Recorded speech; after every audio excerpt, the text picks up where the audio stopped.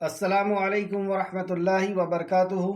الحمد للہ ان الحمد للہ نحمده ونستعینه ونستغفره ونعوذ باللہ من شرور انفسنا ومن سیئات اعمالنا من يهده الله فلا مضل له ومن يضلل الله فلا هادي له واشهد ان لا اله الا الله واشهد ان محمدا عبده ورسوله اما بعد رب اشرح لي صدری ویسر لی امری واحلل عقدۃ من لسانی یفقہوا قولی رب زدنی علما آمین یا رب العالمین۔ ہر قسم کی تعریف اور شکر اللہ رب العزت کے لیے لائق اور زیبا ہے، جو ساری کائنات کا ایک و تنہا خالق، مالک، مربی اور منتظم ہے، جو ساری کائنات کو وجود بخشنے والا، ہر مخلوق کی حفاظت کرنے والا اور ہر ذرے کی ضرورتوں کو جان کر کے اس کی ضرورتوں کا پورا کرنے والا ہے۔ درود و سلام ہو انبیاء اکرام پر، جنہیں انس اور جن کی رشد و ہدایت کے لیے مبعوث فرمایا گیا، خصوصاً نبی مکرم رحمت للعالمین امام الانبیاء محمد صلی اللہ علیہ وسلم پر، آپ کے اہل بیت پر اور صحابہ اکرام پر۔ معزز سامعین اکرام، سورہ تکویر کی آیت نمبر 15 سے 29 تک آج انشاءاللہ تعالی کلاس رہے گی۔ اللہ رب العزت سے دعا ہے کہ اللہ رب العزت ہمیں صحیح معنوں میں قرآن مقدس کو سمجھنے، صحیح معنوں میں یعنی قرآن کو خود قرآن کی روح سے، قرآن کو صحیح احادیث سے، قرآن کو صحابہ اکرام کے فہم سے، صحابہ اکرام کے اقوال سے، تابعین، تبع تابعین، علماء اکرام سے ہمیں سمجھنے اور اس پر ایمان لانے اور عمل کرنے کی توفیق عطا فرمائے، آمین یا رب العالمین۔ معزز سامعین، آج جن آیتوں پر مشتمل ہماری کلاس ہے، اس میں چند بنیادی باتیں کہ قرآن کی صداقت کے تعلق سے بیان کیا جائے گا، نبی کریم صلی اللہ علیہ وسلم کا مقام اور مرتبہ، آپ کی رسالت کے تعلق سے چند آیتیں آئیں گی، اور فرشتوں کے تعلق سے خاص طور پر جبرائیل علیہ السلام کہ آپ کا کیا مقام و مرتبہ ہے اور آپ کی چند صفات بیان کی گئی ہے۔ یہ موضوعات ایمان کا حصہ ہے، بلکہ ایمان کی بنیاد ہے، بیس ہے۔ اللہ پر ایمان، فرشتوں پر ایمان، کتابوں پر ایمان، انبیاء پر ایمان، آخرت پر ایمان اور اچھی بری تقدیر پر ایمان، یہ ایمان کی بنیاد ہے، بیس ہے۔ جہاں پہ ہم ابھی تک آخرت کے تعلق سے پڑھ رہے تھے، آج جو آیتیں ہمارے سامنے آ رہی ہیں وہ قرآن کے تعلق سے، نبی کریم صلی اللہ علیہ وسلم کی رسالت کے تعلق سے اور فرشتوں کے تعلق سے ہم پڑھنے والے ہیں۔ یہ مکی صورت ہے، سورہ تکویر، اور وہاں پہ مشرکین مکہ، قریش، رسول اللہ صلی اللہ علیہ وسلم کی اس خبر کہ یہ دنیا کی زندگی سب کچھ نہیں ہے، تمہیں یہاں ایگزام کے لیے پہنچایا گیا ہے، امتحان کے لیے تم آئے ہو، اور تمہاری پیدائش کا مقصد صرف ایک رب کی عبادت ہے، اور تمہیں مر کر کے پھر سے اپنے رب کے پاس جانا ہے، اور وہ روحوں کو جسم سے پھر جوڑے گا اور اپنے سامنے حاضر کرے گا اور تمہارا حساب و کتاب ہوگا۔ اس بات کے انکار مشرکین مکہ نے کیا، اور رسالت کا بھی انکار کیا، اللہ کی وحدانیت کا بھی انکار کیا، اور قرآن کا بھی انکار کیا، اور رسول اللہ صلی اللہ علیہ وسلم کی تکذیب کی، آپ کا انکار کیا، اور یوں کہا کہ قرآن تو انہوں نے خود گڑھ لیا ہے، انہوں نے خود ہی لکھ لیا ہے۔ کبھی یہ کہتے کہ یہ مجنون ہے، یہ پاگل پن ہے اور پاگل پن میں لکھا ہوا کلام ہے، نعوذ باللہ، استغفر۔ کبھی یہ کہتے کہ یہ جادوگر ہیں، اس کلام کو نہیں سننا، جو سنے گا وہ اسی کا ہو جائے گا، جادو کا شکار ہو جائے گا۔ کبھی یہ کہتے کہ کوئی شیطان ان کے اوپر اترتا ہے اور وہ یہ سب کلام کو لکھاتا ہے، یہ شیطان کا کلام ہے۔ اور کبھی یہ کہتے کہ کوئی سکھاتا ہے، اور یہاں پہ ایک غیر عربی کی طرف ان کا اشارہ تھا۔ ان ساری باتوں کا جواب اللہ رب العزت نے یہاں پر پیش کیا اور قسم کھا کر کے کہا، اعوذ باللہ من الشیطان الرجیم۔ دیکھیں نبی کریم صلی اللہ علیہ وسلم کے مقام اور مرتبے اور اس کلام کی عظمت، اور جبرائیل علیہ السلام، یہ یعنی آخرت کے یقین کے تعلق سے یا ایمانیات کی جو بیس ہے، بنیاد ہے، قرآن، رسالت اور فرشتے یا آخرت، ان سب کے تعلق سے اللہ رب العزت نے کہیں قسم کھا کر کے بتایا، کہیں آفاق پر اپنی نشانیوں کو دکھا کر کے بتایا، کہیں ہماری خود کی پیدائش میں اللہ رب العزت نے ہمیں یقین دلایا، اور یہاں پر اللہ رب العزت قسمیں کھاتا ہے، اعوذ باللہ من الشیطان الرجیم، بسم اللہ الرحمن الرحیم، فلا اقسم بالخنس، چنانچہ میں قسم کھاتا ہوں پیچھے ہٹنے والوں کی، الجوار القنس، چلنے والے اور چھپ جانے والوں کی۔ یہاں ستاروں کی 3 اوصاف بیان کیے گئے۔ پہلی صفت بالخنس، پیچھے ہٹنے والے یعنی لوٹنے والے ستاروں کی قسم، الجوار یعنی چلنے والے ستاروں کی قسم۔ دوسری صفت کہ ستارے چلنے والے ہیں، اور پھر چھپ جانے والوں کی قسم، کنس چھپ جانے والے ستاروں کی قسم۔ اور بھی ستاروں کا ذکر ہوا، یہاں پہ 5 ستارے جو بہت زیادہ مانوس ہیں لوگ جس سے، اس کے تعلق سے کہ ان کا ایک اپنا مدار ہے اور اس کے اندر ان کی کیا چال ہوا کرتی ہے، اس کی اللہ رب العزت نے یہاں قسم کھایا۔ اور رات کی جب وہ چلی جائے، والذی اذا عشعص، اور رات کی جب وہ چلی جاتی ہے، یا رات کی جب وہ چھا جائے، اور صبح کی جب وہ روشن ہو جائے۔ صبح کا روشن ہونا انسان کے لیے ایک بہت بڑی خوشی کی بات ہے۔ اگر رات کا استعمال ہم نے ویسا نہیں کیا جیسی شریعت نے بتایا ہے، جیسے رسول اللہ صلی اللہ علیہ وسلم نے رات کے استعمال کا ہمیں حکم دیا ہے، یا آپ کی سنتوں کا ہم نے اہتمام نہیں کیا، تو یہ رات بہت سی فسادوں کو لے کر کے آتی ہے۔ اور یہ رات ہی ہے جب شیاطین پھیل جاتے ہیں، اور یہ رات ہی ہے جب ڈاکو اور لٹیرے نکلتے ہیں، اور یہ رات ہی ہے جب فاحش عام ہوتی ہے۔ زیادہ کرائم، زیادہ گناہ کے کام، زیادہ معصیت کے کام انہی راتوں کے اندر ہوتے ہیں۔ اگر ہم نے رات کو سنت طریقے سے نہیں یا اللہ سے ڈر کر کے نہیں گزارا تو یہ ایک آزمائش کا سبب بھی ہے۔ تو اس رات کے ختم کرنے کے تعلق سے فرمایا وَالصُّبْحِ إِذَا تَنَفَّسَ، اور صبح کی جب وہ روشن ہو جائے۔ یہاں پہ یہ قسمیں کھائی گئیں ستاروں کی اور دن کی اور رات کی۔ قسم کے 2 وجہ ہوا کرتی ہے۔ ایک یہ جس چیز کی قسم کھائی جا رہی ہے اس کی عظمت، یہ کتنی بڑی چیز ہے، یہ ستاروں کا اپنے مدار پر، اپنے آربٹ پر گردش کرنا، گھومنا، یہ گیلیکسیوں کا ایک دوسرے سے بندھا رہنا، کوئی ایک دوسرے سے نہیں ٹکرا رہی، ستاروں کا چھپ جانا، کبھی باہر آنا اور کبھی چلنا، یہ دن کا آ جانا، رات کا ختم ہو جانا، یہ جس نے کیا ہے اور جو یہ کر رہا ہے وہ رب کیا اس پر قادر نہیں کہ تمہیں دوبارہ پیدا کر دے؟ کیا وہ رب اس بات پر قادر نہیں کہ تمہیں تمہارے جرم کی وجہ سے تمہیں پکڑ لے؟ کیا وہ رب اس بات پر قادر نہیں کہ وہ مظلوم پر کیے ہوئے ظلم کا انصاف کرے؟ تم جو چاہو کسی کے اوپر ظلم کرتے رہو، تم حقوق اللہ اور حقوق العباد کو پس پشت ڈالتے رہو، اور وہ رب جو ستاروں کی گردش پر قادر ہے، جو دن کے نکالنے اور رات کے نکالنے پر قادر ہے، کیا وہ اس بات پر قادر نہیں کہ مظلوم کی آنکھیں آنسوؤں کو پوچھے؟ کیا وہ اس بات پر قادر نہیں کہ تمہارے ظلم کا انتقام لے؟ کیا وہ اس بات پر قادر نہیں کہ تمہیں موت کے بعد پھر سے زندہ کرے اور تمہارا حساب و کتاب لے؟ تو یہاں ایک مقصد قسم کھانے کا یہ کہ جس چیز کی قسم کھائی جا رہی ہے وہ کتنی عظیم چیزیں ہیں، اور پھر اس کا بنانے والا کیسا۔ اور دوسری وجہ کہ جس چیز کے لیے قسم کھائی جا رہی ہے، مطلب کس چیز کے لیے قسم کھائی جا رہی ہے، اس کی اہمیت کو بتانا۔ تو یہاں پہ کس چیز کے لیے قسم کھائی گئی؟ جواب قسم سنیے، جواب قسم آیت نمبر 19 سے، اِنَّهُ لَقَوْلُ رَسُولٍ کریم، بے شک یہ قرآن رسول کریم یعنی جبرائیل کا قول ہے۔ یہاں جبرائیل کے قول سے مراد کیا ہے؟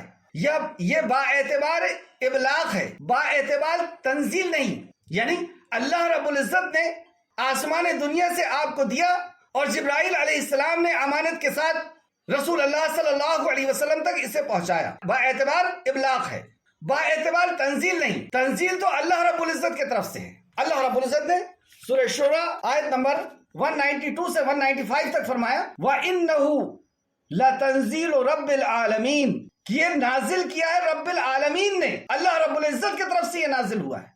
کس نے لے کر کے آیا ہے اسے؟ اللہ فرماتا ہے۔ اور ان آیتوں کے اندر اگر آپ سے کوئی یہ پوچھے کہ قرآن کیا ہے تو یہ پورا انٹروڈکشن قرآن کا کہ قرآن کیا ہے، وَإِنَّهُ لَتَنزِيلُ رَبِّ الْعَالَمِينَ، یہ نازل کیا ہوا ہے رب العالمین کی طرف سے۔ تو کس نے لے کر کے آیا رب العالمین کے پاس سے؟ نزل بِهِ الروح الامین، اللہ اکبر۔ جبرائیل نہیں کہا، آپ کی مقام کو بیان کیا، اللہ رب العزت نے آپ کی صفت کو بیان کیا کہ اسے روح الامین لے کر کے، امانت دار فرشتہ اسے لے کر، فرشتوں کا سردار اسے لے کر، ٹھیک ہے؟ تو فرشتوں کے سردار نے لے کر کے آئے، جبرائیل نے لے کے آئے، امانت کے ساتھ لے کر کے آئے۔ کہاں پر لے کر کے آئے؟ علی قلبک، اس کو قلب پر لے کر کے آئے، یعنی رسول اللہ صلی اللہ علیہ وسلم کے قلب اطہر پر نازل کیا گیا۔ یعنی قرآن دل میں رہنے کی چیز، اسے دل سے قبول کرنا اور اسے دل سے ماننا۔ کیوں نازل کیا؟ مان گئے کہ اللہ کی طرف سے نازل ہوا ہے، جبرائیل علیہ السلام امانت کے ساتھ لے کر کے آئے، اس کے اندر کوئی شیطان کی خلق ملت نہیں ہوئی، قوی فرشتے، طاقتور فرشتے لے کر کے آئے، رسول اللہ کے قلب پر لایا گیا ہے، جہاں سے کوئی نکال نہیں سکتا، کوئی چھین نہیں سکتا، کوئی بھلا نہیں سکتا، پاکیزہ قلب پر اسے نازل کیا گیا۔ کیوں؟ لِتَكُونَ مِنَ الْمُنذِرِينَ، تاکہ آپ لوگوں کو ڈرا دیں، منذرین آپ لوگوں تک اس پیغام کو پہنچا دیں، لوگوں کو ڈرا دیں، باخبر کر دیں کہ وہ جو کر رہے ہیں اس کا انجام کیا ہے، جو معصیت جو گناہ کے کام کر رہے ہیں اس کا انجام کیا ہے۔ تو اسے نازل کیوں کیا گیا؟ مقصد نزول قرآن کا، سبحان اللہ، کس نے نازل کیا، کس نے لے کر کے آیا، کہاں لایا گیا، کیوں نازل کیا گیا۔ اب آخر میں ایک سوال پھر پیدا ہوتا ہے کہ یہ کس لینگویج میں آیا، مطلب ہمیں اس کو کیسے سمجھے۔ اس کی لسان، اس کی زبان عربی ہے، اور عربی کیسی مبین، اللہ اکبر، واضح عربی زبان میں جو اپنی بات کو بیان کرنے پہ قادر ہے۔ اور یہی ایک لینگویج ہے جو ہمارے دل کے احساس کو اسی لینگویج میں ہم بیان کر سکتے۔ ہر چیز کے لیے عربی میں لفظ ملے گا اور زندہ لینگویج، اور اس کے اوپر بہت سی بات کی جا سکتی ہے، لیکن ہم اپنے موضوع کی طرف واپس آتے ہیں۔ تو اللہ رب العزت نے یہاں پہ فرمایا بے شک یہ قرآن رسول کریم یعنی جبرائیل کا قول ہے۔ تو اس سے ایک بات یہ پتا چلی کہ جبرائیل رسول ہیں، رسول یعنی پیغام لانے والے۔ اللہ رب العزت کا پیغام سارے انبیاء تک جبرائیل علیہ السلام نے ہی لے کر کے آیا، اور بدتمیز قوم یہودی یہ ان سے نفرت رکھتی ہے۔ اور ابھی سے ہی نہیں، رسول اللہ صلی اللہ علیہ وسلم کے پاس چند یہودی آتے ہیں اور کہتے ہیں کہ ہم کچھ ایسا علم جانتے ہیں کہ جو علم صرف انبیاء ہی جانتے ہیں، آپ ہمارے سوالوں کو جواب دے دیں، اگر آپ نبی ہیں تو آپ جواب دے دیں گے۔ رسول اللہ نے کہا صلی اللہ علیہ وسلم اگر میں جواب دے دوں تو کیا تم اسلام قبول کر لو گے، میری رسالت کو قبول کر لو گے؟ کہا رسول اللہ صلی اللہ علیہ وسلم نے ان کے سوالوں کا جواب دینا شروع کر دیا، اور پھر کہا کہ تم نے کہا تھا کہ قبول کر لیں گے، تو کہا ایک سوال اور رہ گیا، آپ کے اوپر یہ وحی کون لے کر کیا؟ آپ نے کہا جبرائیل علیہ السلام۔ کہا کہ اب ہم ایمان نہیں لائیں گے کیونکہ وہ تو ہمارے دشمن ہیں۔ کیوں دشمن ہے؟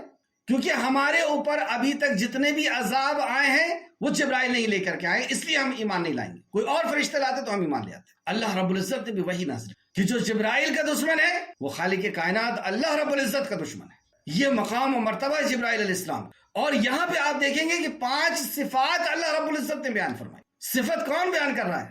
خود خالق کائنات۔ اس میں ایک صفت آپ نے ابھی سنا، یہ دوسری آیت سے میں نے بتایا کہ امین ہے، وہ امانت دار خود اللہ رب العزت کہہ رہا ہے۔ اور یہاں پہ کہا رسول کریم، کریم ہے وہ، کریم سے مراد بہت معزز فرشتے ہیں۔ تو یہاں پہلی صفت کا ذکر کیا گیا۔ اور جیسے سورہ بقرہ 97 میں آپ دیکھیں، کہہ دیجئے جو کوئی جبرائیل کا دشمن ہو تو بے شک اس نے یہ کتاب تیرے دل پر اللہ کے حکم سے اتاری ہے، اس کی تصدیق کرنے والی ہے جو اس سے پہلے نازل ہوئی۔ مطلب ان یہودیوں کو بتا دیجیے کہ ہاں یہ کتاب جبرائیل علیہ السلام لے کر کے آئے، اور اس کی تصدیق کرتی ہے جو تمہارے پاس کتاب ہے یعنی توریت اور انجیل کی، اور مومنوں کے لیے سراسر ہدایت اور خوشخبری ہے۔ کس کے لیے؟ مومنوں کے لیے۔ اللہ ہم سب کو مومن بنائے۔ مومنوں کے لیے ہدایت ہے، ہر کسی کے لیے نہیں۔ جو ایمان لائے گا، جو یقین کرے، ایمان یعنی یقین، وشواس، آستھا، اور ایمان کہتے ہیں زبان کا اقرار، دل کا یقین اور اعضاء کا عمل۔ تو یہ مومنوں کے لیے سراسر ہدایت ہے اور خوشخبری ہے، یعنی مومنوں کے لیے خوشخبریاں ہیں اس کے اندر جو خوشخبریاں ہیں، ورنہ وعید جتنی بھی ہے وہ سب غیر مومنوں کے لیے۔ سورہ بقرہ آیت نمبر 97، اور اس طریقے سے سورہ نجم آیت نمبر 5 سے 6 تک، 5 سے 6 تک، اسے نہایت مضبوط قوت والے فرشتے نے سکھایا ہے۔ مطلب یہ قرآن ایک قوت والے فرشتے نے لے کر کے آئے اور اسے سکھائے ہیں، کیونکہ یہودیوں کا یہی شگوفے ہوا کرتے تھے جو چھوڑ دیا کرتے تھے کہ بیچ میں تو کسی جنات نے لے لیا ہوگا اور پھر کچھ چھپا لیا ہوگا، کچھ دے دیا ہوگا۔ تو جبرائیل علیہ السلام کی بار بار صفت بیان کی جاتی ہے کہ اسے نہایت مضبوط اور قوت والے فرشتے نے سکھایا ہے۔ مطلب ایسی قوت والا کہ کسی جنات اور کسی شیطان کی بس کی بات نہیں کہ وہ ان سے کوئی چیز کو چھین لے، جو بڑی طاقت والے ہیں۔ آپ کی قوت کا ذکر اللہ رب العزت نے کیا کہ بہت ہی قوت والے، بہت طاقت والے ہیں۔ آیت نمبر 20، ذی قوت، دوسری صفت ذی قوت کہ وہ قوت والے ہیں۔ اور کیسی قوت؟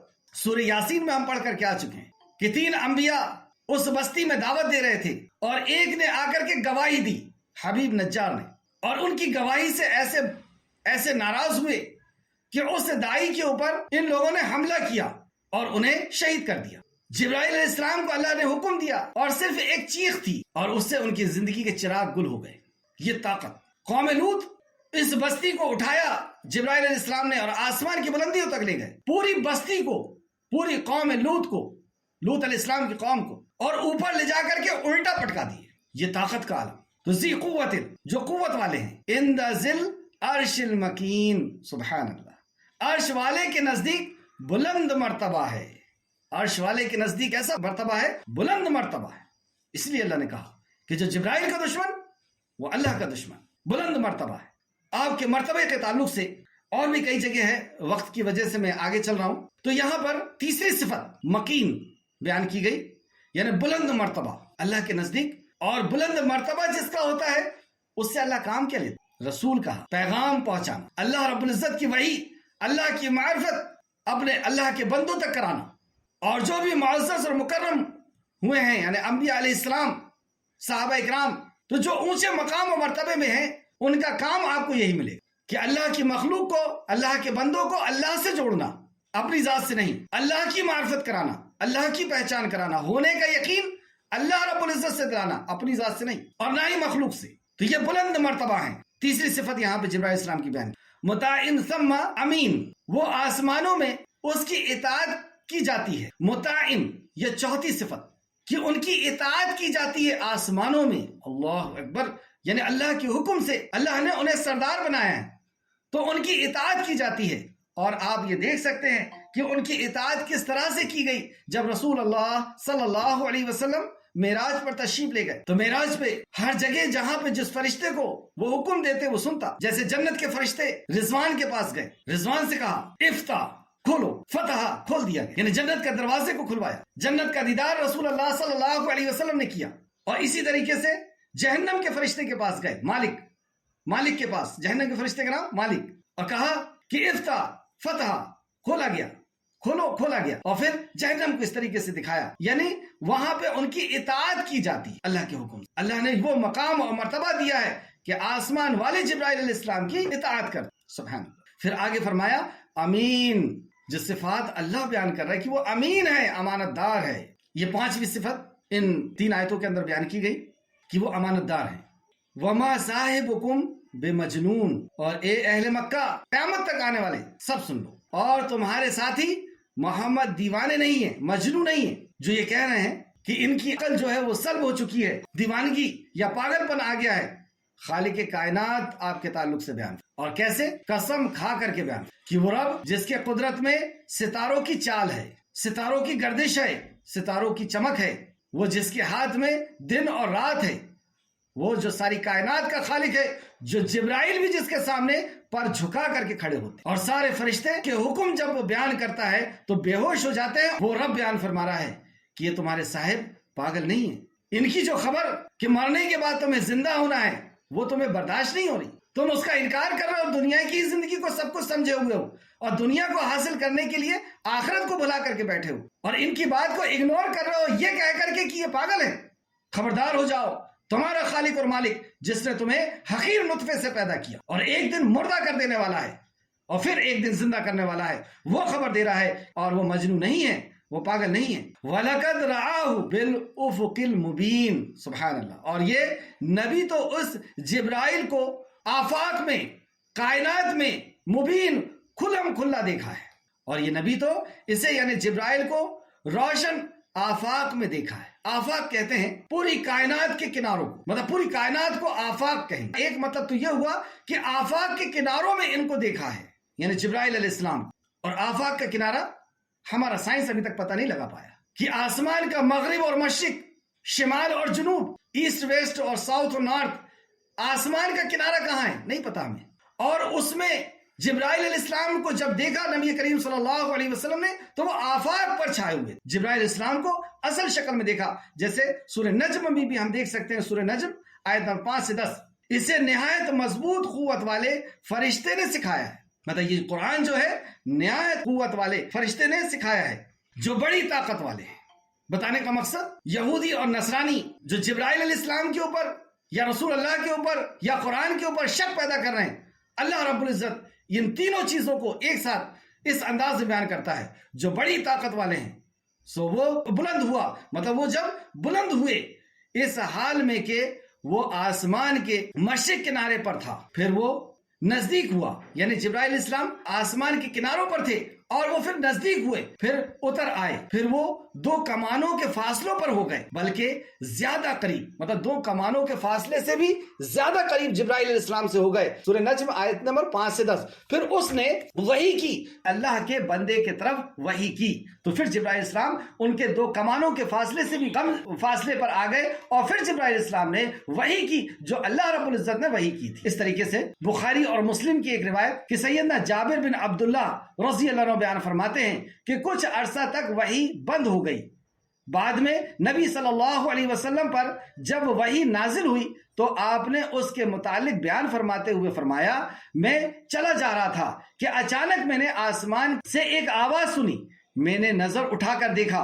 تو وحی فرشتہ جو ہرا یعنی غار ہرا میں، جہاں پہ پہلی وحی آئی تھی، غار ہرا میں میرے پاس آتا تھا، آسمان و زمین کے درمیان ایک کرسی پر بیٹھا ہوا ہے۔ اللہ اکبر! جبرائیل علیہ السلام کی جسامت کو دیکھ رہے ہیں کہ آسمان اور زمین کے درمیان ایک بڑی سی کرسی کے اوپر وہ جلوہ افروز تھی، کیونکہ جب رسول اللہ صلی اللہ علیہ وسلم نے انہیں دیکھا تھا، جب آپ نے یہ دیکھا تو گھر پر آئے اور کہا زمبلونی زمبلونی، مطلب نبی کریم صلی اللہ علیہ وسلم فرماتے ہیں کہ میں نے اس سے ڈر گیا اور واپس آ گیا اور کہا زمبلونی زمبلونی، مجھے چادر اڑا دو، مجھے چادر اڑا دو، اور مجھے چادر اڑا دی گئی۔ تو اللہ تعالیٰ نے یہ آیت نازل فرمائی، یا ایھا المدثر، یعنی اسی کیفیت میں اور اسی کیفیت کے انداز میں کہ اے کمبل اوڑھنے والے، اے چادر اوڑھنے والے اٹھیے۔ پھر تو وحی کا سلسلہ تیزی اور متواتر ہو گیا، پھر وحی کا سلسلہ تیزی کے ساتھ اور متواتر یعنی ایک کے بعد ایک وحی نازل ہونا شروع ہو گئی۔ بخاری شریف حدیث نمبر 4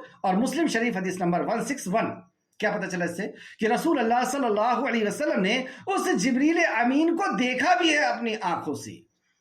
تو ایک تو یہاں پر دیکھا یعنی دنیا میں، اور ایک معراج پر بھی آپ نے رسول اللہ صلی اللہ علیہ وسلم نے جبرائیل علیہ السلام کو دیکھا۔ سورہ نجم آیت نمبر 13 سے 16۔ اللہ رب العزت فرماتا ہے، حالانکہ بلا شبہ، مطلب اس میں کوئی شک و شبہ نہیں کہ یقیناً اس نے اسے ایک اور بار اترتے ہوئے بھی دیکھا ہے، اترتے ہوئے بھی دیکھا۔ کہاں؟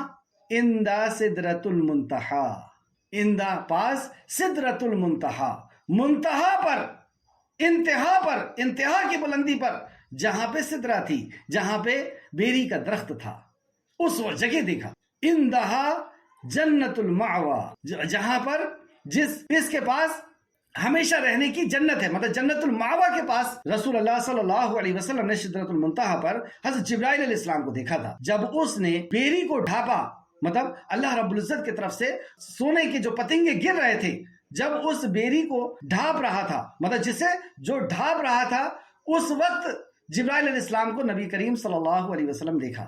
نبی مکرم صلی اللہ علیہ وسلم فرماتے ہیں کہ وہ منظر، کہ وہ سدرۃ المنتہا جو 6ویں آسمان پہ جس کی جڑ ہے اور 7ویں آسمان تک جو پہنچی ہوئی ہے، جہاں پہ فرشتے اللہ رب العزت کے احکام کو لیتے ہیں اور وہاں تک لے جا کر کے چھوڑتے ہیں، اس منتہا تک، اس انتہا تک، اس اونچائی تک رسول اللہ صلی اللہ علیہ وسلم کی رسائی ہوئی، اور وہاں پہ وہ حسین منظر کہ چھانے والی، رسول اللہ فرماتے ہیں چھانے والی چھا رہی تھی اس بیری کے اوپر، اور بیری کے پتوں کا اور بیری کے پھل کا بھی آپ نے حدیث کے اندر ذکر کیا کہ وہ کیسے حسین تھے۔ جب جبرائیل علیہ السلام کو بھی آپ نے دیکھا تو اس منظر کے تعلق سے نبی مکرم صلی اللہ علیہ وسلم فرماتے ہیں کہ کوئی مخلوق اس کی خوبصورتی کو بیان نہیں کر سکتی، وہ ایسا منظر تھا کہ اس کی خوبصورتی کو کوئی بیان نہیں کر سکتا۔ تو یہ ہے جبرائیل علیہ السلام، جن کو نبی کریم صلی اللہ علیہ وسلم نے دوسرے مقام پر بھی دیکھا۔ یہاں پر مفسر فرماتے ہیں کہ شاید یہ نبی مکرم کے معراج کے پہلے کی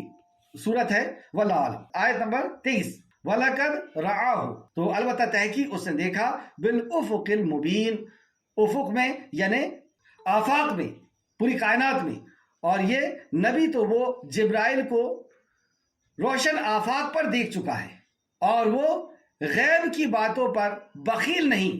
اب نبی کریم صلی اللہ علیہ وسلم کی ایک صفت کہ جیسے جبرائیل علیہ السلام امین ہیں، رسول اللہ صلی اللہ علیہ وسلم کے تعلق سے فرما رہے ہیں کہ رسول اللہ صلی اللہ علیہ وسلم بخیل نہیں ہیں، جو وحی آئی ہے وہ ویسی کی ویسی، من وعان، جیسی نازل ہوئی ہے ویسی کی ویسی امت تک پہنچا دی۔ جیسا اس کو ایکسپلین کرنا تھا، جیسی اس کی تفسیر کرنا تھا، جیسا اس کو کی وضاحت کرنا تھا، ویسی ہی وضاحت کر کے پہنچا دی۔ اور آج یہ بدتمیز مسلمان یہ کہتا ہے کہ علم سینہ بسینہ آیا ہے، مطلب کچھ خاص علم تھا جو رسول اللہ صلی اللہ علیہ وسلم نے چھپا لیا، نعوذ باللہ۔ مطلب ان کے یہ قول کا یہی مطلب نکلتا ہے کہ انہوں نے حضرت علی کو دیا اور حضرت علی نے فلاں کو دیا، فلاں نے فلاں کو دیا، فلاں نے فلاں کو دیا، اور یہ سینہ بہ سینہ یہ ہمارے مریدوں تک آ گیا۔ تو جب تک مرید نہیں بنو گے وہ خاص علم نہیں ملے گا۔ تو دوسرے صحابہ سے گویا کہ رسول اللہ نے چھپا لیا، چرا لیا، امانت میں خیانت کی، نعوذ باللہ، استغفر اللہ۔ بولتے وقت ذرا سوچنا چاہیے کہ ہم کیا بول رہے ہیں، کس کے لیے بول رہے ہیں۔ یہ اس آیت کا اور رسول اللہ صلی اللہ علیہ وسلم کے اوپر الزام۔ خالق کائنات فرماتا ہے اور وہ غیب کی باتوں پر بخیل نہیں ہے۔ اور دوسری جگہ فرمایا، جسے امام بخاری نے بھی روایت کیا ہے، سیدنا عائشہ رضی اللہ عنہا بیان کرتی ہیں کہ جو شخص تمہیں یہ بتائے کہ نبی کریم صلی اللہ علیہ وسلم نے اپنے آپ پر نازل ہونے والی کوئی بات چھپائی ہے تو اس نے یقیناً جھوٹ بولا، کیونکہ اللہ تعالیٰ نے فرمایا۔ اب سنیے اللہ تعالیٰ کا فرمان، سورہ مائدہ آیت نمبر 67، اللہ تعالیٰ فرماتا ہے یہ رسول صلی اللہ علیہ وسلم پہنچا دیجئے، یا ایھا الرسول بلغ ما انزل الیک من ربک، سبحان اللہ، اے رسول پہنچا دیجئے جو کچھ تیرے رب کے طرف سے نازل کیا گیا ہے، جو آپ کے رب کے طرف سے نازل کیا گیا ہے اسے پہنچا دیجئے۔ تو رسول اللہ صلی اللہ علیہ وسلم نے پہنچا دیا، اور حجۃ الوداع پر سارے صحابہ کے بیچ میں، پہلے اس حدیث کا نمبر لکھ لیں، بخاری شریف حدیث نمبر 67، بخاری حدیث نمبر 67، اور بھی دوسری تفسیر کی کتابوں میں آپ کو یہ حدیث مل جائے گی۔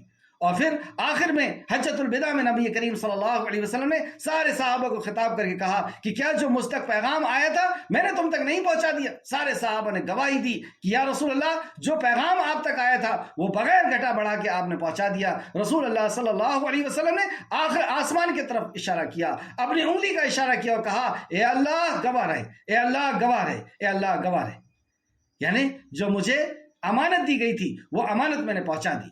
اور یہ جو آج اپنے آپ کو استاد کہنے کا دعویٰ کرتے ہیں، پیر یعنی فارسی لفظ ہے، اس کا مطلب ہوتا ہے استاد، لیکن انہوں نے اس کو اتنا غلو کر دیا اس لفظ کو کہ ہم ہی ہیں جو کچھ ہیں، ہمارے پاس آ جاؤ اور ہم ہی تمہیں جو ہے جنت دلوائیں گے اور ہم ہی تمہاری بات اللہ تک پہنچائیں گے۔ تو ان کا یہ قول ہوتا ہے کہ یہ علم جو ہے یا یہ معرفت یہ سینہ بسینہ آ رہی ہے، رسول اللہ صلی اللہ علیہ وسلم نے فلاں فلاں صحابی کو دیا، سب کو نہیں دیا، اور پھر وہ سینے سے سینے لگ کر کے یہاں تک آ رہی ہے۔ رسول اللہ صلی اللہ علیہ وسلم نے پیغام کو سب کو ایک جیسا پہنچا۔ تو یہاں پر بھی فرمایا کہ اور وہ غیب کی باتوں پر بخیل نہیں ہیں، یعنی اس میں کنجوسی نہیں کرتے۔ وما ہوا بقول شیطان الرجیم، اور یہ قرآن کسی مردود شیطان کا قول نہیں ہے۔ مدینہ کے اندر جس نے دعویٰ کیا تھا نبوت کا، مسلمہ قذاب یعنی جھوٹا، تو اس کا بھی یہی تھا قول کہ میرے اوپر بھی وحی آتی ہے۔ اس سے پوچھا پوچھنے والے نے کہ وحی تمہارے اوپر کیسے آتی ہے؟ تو کہا کہ رات کے اندھیرے میں مجھ پر وحی آتی۔ کیا وحی آتی؟ اور جو یہ پوچھ رہے ہیں یہ غیر ایمان والے نہیں، تو وہ اس کا جائزہ لینے کے لیے گئے کہ یہ کیا کہتا ہے، تو اس نے بتایا کہ میرے اوپر یہ وحی آتی ہے، بہت ہی بودا قسم کے الفاظ۔ تو وہ جو غیر ایمان والے تھے وہ کہتے ہیں، اس وقت وہ ایمان والے نہیں تھے، وہ کہتے ہیں تم سرے سے جھوٹے ہو، اس کے اندر تو کوئی وزن ہی نہیں، اس کے اندر تو کوئی بات ہی نہیں۔ اور ان کے اوپر جو نازل ہوتا ہے والعصر ان الانسان لفی خسر، پھر انہوں نے سورہ اصل سنائی۔ بتائیے غیر ایمان والے بھی اس وقت صورتوں کو یاد کر لیا کرتے تھے، اور ویسے بھی عرب جو تھے وہ ذہانت والے یا حفظ کی قوت اللہ رب العزت نے انہیں بخشی تھی۔ اور یہ جو کہتا ہے رات میں آتی، یہ رات میں شیطان نازل ہوتا ہے، اترتا ہے اندھیرے میں، کالا کپڑا، کالی کوٹری میں، یا کہاں کہاں لوگ شیطان کو حاضر کرتے ہیں، قبرستان میں، اندھیرے میں، بدبو کی جگہ میں، یہ اس طریقے سے۔ اور رسول اللہ صلی اللہ علیہ وسلم نے فرمایا کہ میرے اوپر وحی جو ہے وہ صبح کی کرنوں کی طرح آتی، روشنی میں آتی، کیونکہ روشنی ہے، یہ علم ہے۔ تو یہاں پہ فرمایا اور یہ قرآن کسی مردود شیطان کا قول نہیں ہے، پھر تم کدھر بہہ کے جاتے ہو؟ فَأَيْنَ تَذْهَبُونَ، پھر تم کدھر بہہ کے جاتے ہو؟ یعنی اس کلام کے آ جانے کے بعد، رسول اللہ صلی اللہ علیہ وسلم کے آ جانے کے بعد تم پھر کدھر بہہ کے جاتے ہو؟ کون ہے جو تمہیں گمراہ کرتا ہے؟ کون ہے جو تمہیں اس کلام سے روکتا ہے؟ اور کون ہے جو رسول اللہ صلی اللہ علیہ وسلم کی جیسی ہستی سے تمہیں روکتا ہے؟ افسوس آج کے مسلمان پر کہ جو نبی کریم صلی اللہ علیہ وسلم امام الانبیاء رحمت للعالمین سے دور ہے، ان کی پاکیزہ زندگی، ان کی شریعت، آپ کی سیرت، آپ کی حیات طیبہ اس سے دور ہے، اور قرآن جو خالق کائنات کا کلام ہے جسے جبریل امین لے کر کے آئے اس سے دور ہے۔ پھر وہی فرمایا اللہ نے فَأَيْنَ تَذْهَبُونَ، پھر تم کدھر چلے جا رہے ہو؟ یہ تو سب جہانوں کے لیے نصیحت ہے، اس نصیحت سے بھاگ رہا جو خالق کائنات کی طرف سے نصیحت آئی ہے۔ ان ہوا الا ذکر للعالمین، یہ تو ذکر ہے عالمین، رب العالمین کی طرف سے، سارے عالم کے لیے، سارے عالم کے لیے، تو یہ تو سب جہانوں کے لیے نصیحت ہے۔ تم میں سے اس کے لیے جو بھی سیدھی راہ پر چلنا چاہے، لیکن یہ کس کے لیے؟ لمن شاء منکم ان یستقیم، تم میں سے اس کے لیے جو بھی سیدھی راہ پر چلنا چاہے، یعنی اللہ رب العزت نے عمل کی آزادی دی ہے، صحیح اور غلط کی تمیز دے کر کے، کہ قرآن بھی نازل ہو گیا، اور دوسری طرف شیطان بھی اپنی دعوت کو لے کر کے سرگرم ہے کہ وہ لوگوں کو جہنم کی طرف لے کر کے جائے، انہیں دنیا ہی سب کچھ بتا دے کہ دنیا ہی سب کچھ ہے اور اسی کو حاصل کر لو اور اسی کو کما لو۔ اور دوسری طرف اللہ رب العزت کا کلام جو انبیاء علیہ السلام کے ذریعے سے اللہ رب العزت نے نازل کرتا رہا، تو یہ کس کے لیے ہے؟ تم میں سے اس کے لیے جو بھی سیدھی راہ پر چلنا چاہے۔ تو صحیح اور غلط کی تمیز بھی اللہ رب العزت نے دی ہے، ہر کوئی جانتا ہے کہ صحیح کیا ہے، غلط کیا ہے۔ ہمیں سے کون نہیں جانتا کہ قرآن خالق کائنات کا کلام؟ ہمیں سے کون نہیں جانتا کہ رسول اللہ صلی اللہ علیہ وسلم اللہ کی طرف سے اس کے بندے اور اس کے رسول ہیں؟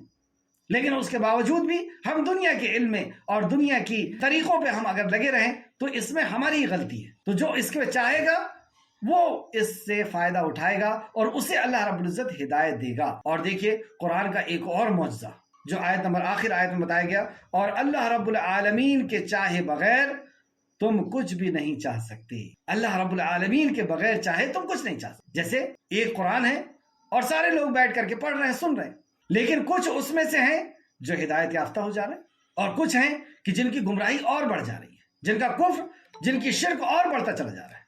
جیسے مشرکین مکہ، ان کا جیسے جیسے قرآن نازل ہوتا گیا صحابہ اکرام کے ایمان بڑھتا چلا گیا، اور کفر کرنے والوں کا کفر بھی بڑھتا چلا گیا۔ مدینہ کے اندر نفاق جن کے اندر تھا ان کا نفاق بڑھتا چلا گیا، اور جو ایمان والے تھے ان کا ایمان۔ کیسے ہو سکتا ہے؟ کتنا بڑا معجزہ ہے کہ ایک ہی کتاب اور اس کو پڑھانے والے بھی ایک ہی، معلم بھی ایک ہی، لیکن پڑھنے والوں کے جیسے سینے تھے ویسے ان کا ساتھ، ان کا فیصلہ، جیسا ان کا ایمان تھا، جیسا ان کا عقیدہ، جیسا ان کا یقین تھا، ویسا ان کے ساتھ فیصلہ ہو رہا ہے۔ یہ معجزہ نہیں ہے تو اور کیا ہے؟ آپ دیکھ لیں دنیا کی کوئی بھی کتاب کہ ٹیچر ایک ہے، کتاب ایک ہے، تو پڑھنے والے ایک جیسے ہی نکلیں گے۔ وہ سارے کے سارے، اگر کوئی میڈیکل سائنس کی کتاب پڑھ رہے ہیں اور پڑھانے والا کوئی ڈاکٹر ہے تو وہ سب کے سب ڈاکٹر بنیں گے، کوئی ڈاکو بنے گا۔ لیکن یہ کیسے کہ کتاب بھی ایک ہے، پڑھانے والے بھی ایک ہے؟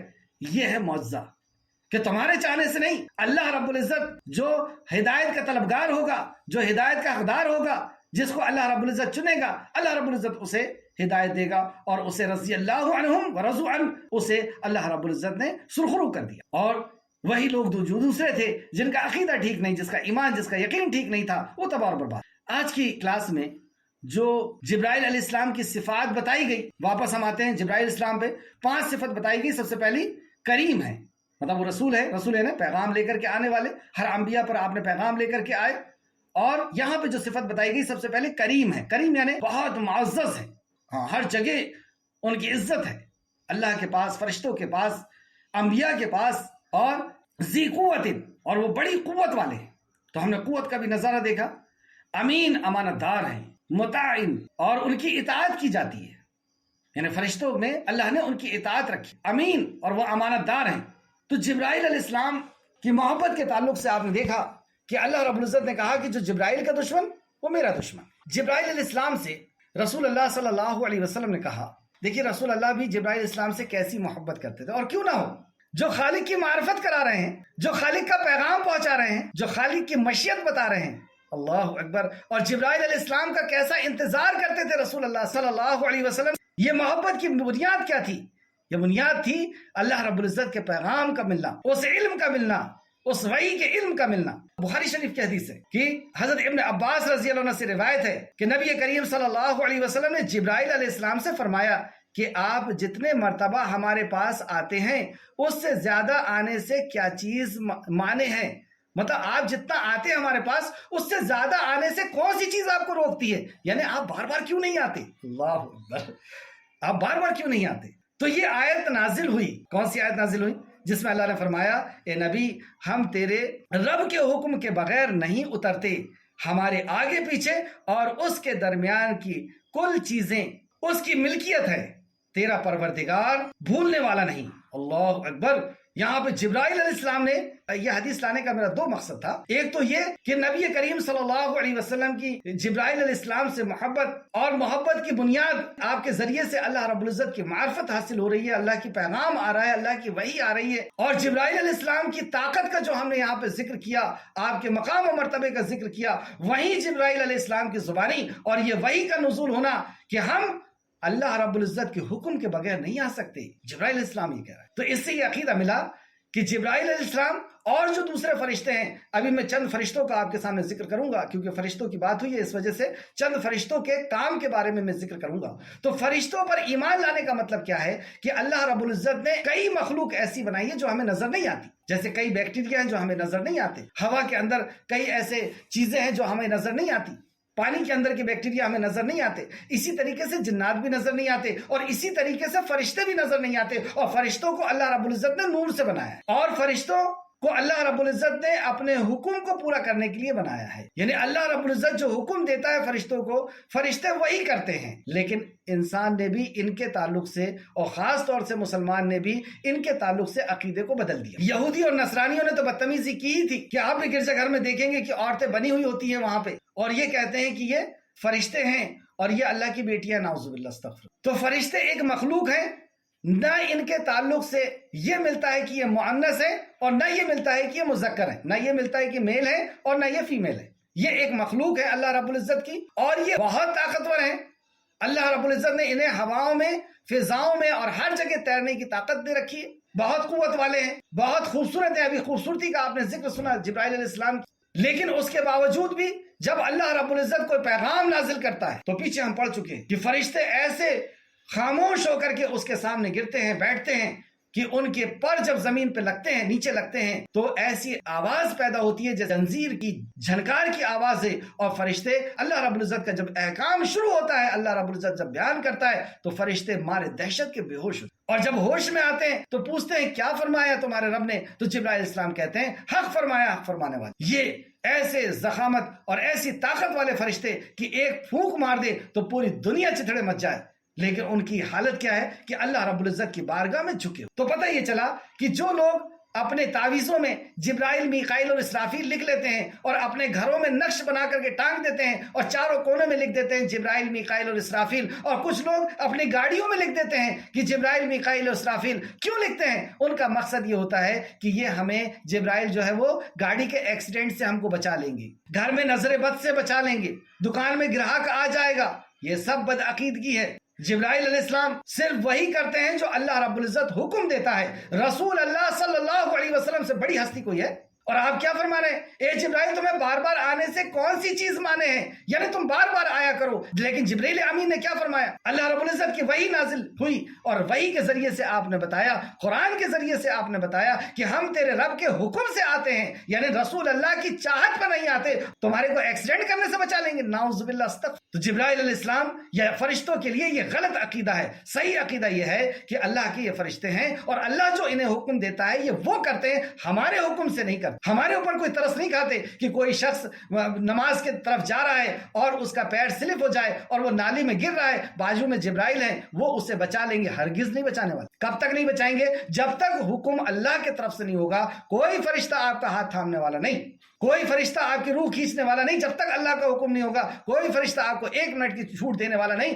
जब तक अल्लाह का हुक्म नहीं हो जाएगा। तो फरिश्ते पूरी तरह अल्लाह रब्बुल इज्जत के ताबे फरमान है और उनको हाजत रवा और मुश्किल कुशा समझना ये शिर्क है और ये शिर्क सारी नेकियों को खत्म कर देगा। ये शिर्क अगर माफी नहीं मांगे तो हमेशा के लिए जहन्नम रसीद कर देगा। ये शिर्क इंसान को तबाह और बर्बाद कर देगा, अल्लाह से उसके नाते को तोड़वा देगा और शिर्क के बेशुमार नुकसानात जो इसके पहले बयान किए जा चुके। तो ये फरिश्ते हैं और जो अल्लाह रब्बुल इज्जत के हुक्म की फर्माबरदारी करते हैं। फिर से इसको देखते हैं। हम तेरे रब के हुक्म से, जो अल्लाह रब्बुल इज्जत ने फरमाया, हम तेरे रब के हुक्म के बगैर नहीं उतरते, हमारे आगे पीछे और उसके दरमियान के कुल चीजें उसकी मिल्कियत में है। मतलब हर चीज उसकी मिल्कियत में, कोई चीज उसके कंट्रोल से बाहर नहीं हो सकती। हम आसमान से नीचे तक आते हैं, आगे पीछे ऊपर नीचे, हर चीज کو उसने कंट्रोल में रखा। अल्लाहु अकबर, वो कुदरत वाला रब है और तेरा परवरदिगार भूलने वाला नहीं, किसी को नहीं भूलता कि कौन कहाँ जा रहा है, कहाँ आ रहा है, हर किसी के ऊपर उसकी नजर है। पूरे फरिश्तों के ताल्लुक से एक अकीदा इस आयत ने पेश कर, गोया ये आयत आप सल्लल्लाहु अलैहि वसल्लम के मुतालबे का जवाब थी, मतलब जो मुतालबा रसूल अल्लाह ने किया था उसका जवाब नाजिल हुआ था। बुखारी शरीफ हदीस नंबर 7455। जब फरिश्तों का जिक्र हुआ है तो चंद 1-2 मिनट जो हमारे पास बचे हैं उसमें मैं फरिश्तों के ताल्लुक से चंद बातें आपको बताना चाहूंगा। एक तो जो आपने अकीदा सुना कि फरिश्तों को अल्लाह रब्बुल इज्जत ने नूर से बनाया है और फरिश्ते जो है ऐसी मखलूक है जो हमें नजर नहीं आती और अल्लाह रब्बुल इज्जत जो इनसे चाहता है वो काम लेता है। अल्लाह रब्बुल इज्जत ने इस मखलूक को अपने हुक्म को पूरा करने के लिए बनाई है। फरिश्तों को हम कितना ही चीख लें, चिल्ला ले, बुला ले, वो हमारी बात नहीं सुनने वाले, वो सिर्फ और सिर्फ अल्लाह रब्बुल इज्जत की बात सुनते हैं। हमें अगर किसी को पुकारना है तो वो सिवाय खालिक कायनात के और हम किसी को नहीं पुकार सकते, क्योंकि कोई भी हमारी पुकार को न सुन सकता है, न सुनने के बाद उसका जवाब दे सकता है, यानी हमारी जरूरत को पूरा कर सकता है। हमारी जरूरत को पूरा करने वाला सिर्फ और सिर्फ खालिक कायनात रब्बुल आलमीन अल्लाह रब्बुल इज्जत है। तो फरिश्तों की जिम्मेदारियों के ताल्लुक से चंद बातें मैं आपके सामने रखूंगा।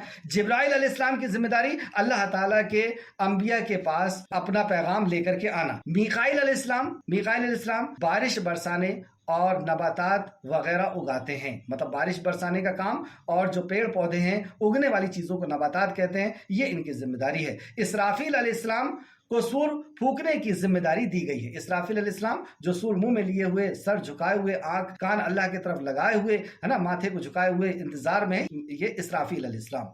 रूह कब्ज करने वाले जिम्मेदारी मलकुल मौत को दी गई है। मलकुल मौत यानी मौत का फरिश्ता, इनका नाम नहीं बताया गया है, तो मलकुल मौत को दी गई है जो रूह को निकालते हैं और इनके मातहत कई फरिश्ते हुआ करते हैं, मलकुल मौत साथ भी। और मलकुल जिबाल यानी फरिश्ते, पहाड़ के फरिश्ते, जो आपने देखा था कि नबी करीम सल्लल्लाहु अलैहि वसल्लम जब ताइफ से लौट रहे थे तो ये फरिश्ते आए थे और कहा था कि आप हुक्म कर दीजिए 2 पहाड़ के बीच में इनको पीस करके रख दिया जाएगा, यानी ताइफ वालों को, और एक रिवायत के मुताबिक ताइफ वालों और मक्का वालों को पीस करके रख देंगे, लेकिन रसूल अल्लाह सल्लल्लाहु अलैहि वसल्लम ने दुआ की थी। तो ये जिबाल के फरिश्ते। और एक फरिश्ते ख्वातीन के रहम पर पहुंचाए जाते हैं, मतलब जब कोई खातून प्रेग्नेंट रहती है तो उस वक्त ये वहां पर पहुंच करके और बच्चे की तकदीर को, यानी उसकी 5 चीजों को लिखते हैं अल्लाह के हुक्म से। कुछ फरिश्ते अल्लाह का अर्श उठाए हुए हैं, अर्श को उठाने की जिम्मेदारी कुछ फरिश्तों को दी गई है। कुछ फरिश्तों को जन्नत और जहन्नम के दारोगा बनाया गया है, जैसे 19 फरिश्ते जो जहन्नम के दारोगा हैं। कुछ फरिश्ते बैतुल मामूर की जियारत करते हैं, अल्लाह अकबर। कुछ फरिश्ते बैतुल मामूर यानी नूरानी काबा, जो फरिश्तों का काबा है, जहां पे 70,000 फरिश्ते एक बार जाते हैं तो दोबारा उनका रोड नंबर नहीं आता, और जहां पे टेक लगा करके सैयदना इब्राहिम अलैहिस्सलाम बैठे थे और रसूल अल्लाह सल्लल्लाहु अलैहि वसल्लम ने आपका दीदार किया और फिर कुछ गुफ्तगू हुई, वो एक मेराज का हसीन सफर था। बहरहाल कुछ फरिश्ते जमीन में चलते फिरते रहते हैं और 2 फरिश्ते मखलूक के आमाल लिखने पर मुकर्रर किए गए हैं, उन्हें किरामन और कातिबीन कहते हैं। जो फरिश्ते हमारे दाएं और बाएं तरफ लिखने के लिए बैठे हुए हैं, जो हमारे नामे आमाल को लिखते हैं, उनको किरामन और कातिबीन कहते हैं। ये 2 फरिश्ते हैं और ये 2 फरिश्ते से मुराद, ये इनकी भी ड्यूटी बदलते रहती है, रात के अलग होते हैं और सुबह के अलग होते हैं। 2 फरिश्तों की जिम्मेदारी कब्र में लोगों के सवाल करते हैं, उन्हें मुनकिर नकीर कहते हैं, जो कब्र के अंदर सवाल करते हैं। कुछ फरिश्ते नमाज जुमा में शिरकत करने वालों का इंदराज करते हैं, मतलब उनको नोट करते हैं। उनकी ड्यूटी सिर्फ ये रहती है कि कौन आया है उनकी हाजिरी लेना, मतलब जुमे की हाजिरी इतनी अहम है कि इसके लिए अलग से फरिश्ते। कुछ फरिश्ते ऐसे हैं जो लोगों के लिए रहमत की दुआ करते हैं और कुछ फरिश्ते ऐसे भी हैं जो लोगों की तबाही और बर्बादी के लिए दुआ करते हैं। तो 1 मिनट में और कुछ समाप्त कर लें, बहुत कीमती बात है कि किन के लिए रहमत की दुआ करते हैं फरिश्ते, तो वो काम हम भी करें, हम भी उनकी दुआओं में शामिल हो जाएं। मतलब वो नूरानी मखलूक जो पलक झपकने के बराबर भी अल्लाह रब्बुल इज्जत की नाफरमानी नहीं करती, वो कुछ लोगों के लिए दुआ करते हैं, तो वो कौन खुश नसीब लोग हैं जिनके लिए दुआ करते हैं, और कुछ लोगों के लिए बद्दुआ करते हैं, तो कौन वो लोग हैं जिनके लिए बद्दुआ करते हैं। उनको सुन लीजिए और बाद में जब सवाल जवाब का सेशन होगा तो उनकी दलील भी अगर आप लेना चाहें तो ले लेंगे। ये सारी सही हदीसों से मैं आपको बयान कर रहा हूं। बाजमात नमाज का इंतजार करने वालों के लिए, जो बाजमात नमाज का इंतजार करते हैं, उनके लिए जब तक वो इंतजार करते हैं फरिश्ते दुआ करते रहते हैं। बुखारी शरीफ हदीस नंबर 647। इस तरीके से अगली सफ में नमाज अदा करने वालों के लिए भी फरिश्ते दुआ करते रहते हैं। ये भी सही हदीस से है, अबू दाऊद की है और भी दूसरी हदीस है। इस तरीके से सफ के दाएं जानिब खड़े होने वालों के लिए भी फरिश्ते दुआ करते हैं। लेकिन इसका ये मतलब नहीं है कि सब के सब लोग दाएं तरफ ही खड़े हो जाएं और बाएं तरफ कोई खड़ा ना हो। इमाम को बैलेंस बना करके रखना है कि इमाम बीच में ही रहेगा और जिसको तकदीर में जिसका रहेगा वो राइट में आएगा, फिर लेफ्ट में आएगा, फिर राइट में आएगा, फिर लेफ्ट में आएगा। तो जिसको राइट में जगह मिल गई तो फरिश्ते उसके लिए दुआ करते रहते हैं।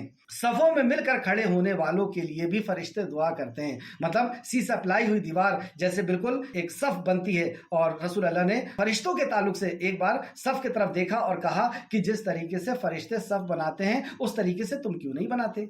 तो साहबा ने पूछा, या रसूला फरिश्ते कैसे सब बनाते हैं? तो आपने फरमाया कि बिल्कुल चिपक करके वो खड़े होते हैं, एक दूसरे से मिल करके वो खड़े होते हैं और जब तक पहली सफ पूरी नहीं हो जाती दूसरी सफ नहीं बनाते। बहरहाल वो एक अलग हदीस थी। तो सफ में मिलकर खड़े होने वालों के लिए दुआ करते हैं। नमाज से फारिग होकर जाए नमाज पर ही बैठे रहने वालों के लिए भी फरिश्ते दुआ, मतलब जिस जगह में आपने नमाज पढ़ी है उस जगह में जब तक बैठे रहेंगे जब तक वो फरिश्ते दुआ करते रहेंगे। लोगों की खैर वह भलाई की तालीम देने वालों के लिए भी, सुभान अल्लाह, अल्लाह हम सबको उसमें शामिल फरमा ले, अल्लाह रियाकारी से बचा ले। जब तक हम लोगों को खैर और भलाई की दावत देते रहेंगे फरिश्ते हमारे लिए दुआ करते रहेंगे। लोगों की खैर व भलाई की तालीम देने वालों के लिए भी, जैसे एक हदीस वो भी है कि जब बंदा इल्म हासिल करने के लिए जाता है तो अल्लाह रब्बुल इज्जत हर मखलूक को उसकी दुआ के लिए लगा देता है। तो इल्म का हासिल करना और इल्म का लोगों तक पहुंचाना उसके लिए भी फरिश्ते दुआ करते हैं। मरीज की इयादत करने वालों के लिए भी फरिश्ते दुआ करते हैं।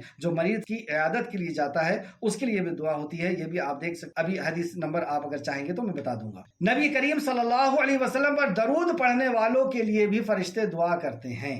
जो नबी करीम सल्लल्लाहु अलैहि वसल्लम पर कुछ फरिश्ते खास इसी काम के लिए लगाए गए हैं कि जो रसूल अल्लाह सल्लल्लाहु अलैहि वसल्लम के लिए दुआ करेगा, दरूद पढ़ेगा, तो वो फरिश्ता जा करके रसूल अल्लाह को बताता है कि फला बिन फला, मतलब उसने और उसके बाप के नाम के साथ फला बिन फला ने आपके ऊपर दरूद भेजा। रोजे के लिए सहरी खाने वालों के लिए भी फरिश्ते दुआ करते हैं। फरिश्ते जिन पर लानत भेजते हैं, अब चंद एक सेकंड में ये भी बात सुन लें कि फरिश्ते किन लोगों के लिए लानत भेजते हैं। अल्लाह ताला के नाजिल करदा तालीमात पर कुफ्र करने वालों पर ये लानत भेजते हैं। मतलब कुरान और हदीस का जो इनकार करता है फरिश्ते उनके ऊपर लानत भेजते हैं, उनके लिए बद्दुआ करते हैं। बिदअती को पनाह देने वाले पर भी बद्दुआ करते हैं फरिश्ते। अल्लाह रब्बुल इज्जत हम सबको बचाए और हमें सुन्नत का इल्म अता फरमाए ताकि हम बिदअत को पहचान सके और बिदअत जो करता है और उसको हमने अगर पनाह दे दिए, मतलब बिदअत इजाद करने वाले को हमने पनाह दे दिए, बिदअत के दाई को अगर हमने पनाह दे दिए तो हम पर फरिश्ते लानत करते रहेंगे, बद्दुआ करते। अहद सिगनी करने वाले, अहद को तोड़ने वालों के लिए भी फरिश्ते